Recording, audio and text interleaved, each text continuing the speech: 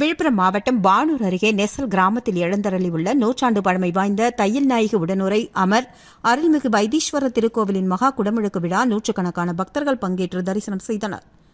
விழுப்புரம் மாவட்டம் பானூர் அருகே உள்ள நெசல் கிராமத்தில் எழுந்தருளியுள்ள நூற்றாண்டு பழமை வாய்ந்த அருள்மிகு தையல் நாயகியுடன் அமர் அருள்மிகு வைத்தீஸ்வரர் திருக்கோவிலின் மகா குடமுழுக்கு விழா வெகு விமர்சையாக நடைபெற்றது. முன்னதாக கடந்த திங்கட்கிழமை அன்று கோபூஜை, கணபதி வேள்வி, திருமகள் வழிபாடு உட்பட பல்வேறு பூஜைகளுடன் கும்பாபிஷேக விழா துவங்கியது. தொடர்ந்து முதல் கால பூஜை, வாஸ்து சாந்தி, பிரவேச பலி, அங்குரார்ப்பணம் உட்பட பல்வேறு பூஜைகளுடன் துவங்கியது.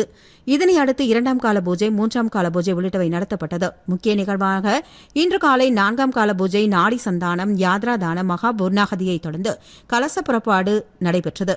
இதனையடுத்து ஸ்ரீ தையல் நாயகியுடன் அமர் அருள்மிகு வைத்தீஸ்வரர் திருக்கோவிலில் ராஜகோபுரத்திற்கு திருக்குட நன்னீராட்டு விழா நடைபெற்றது.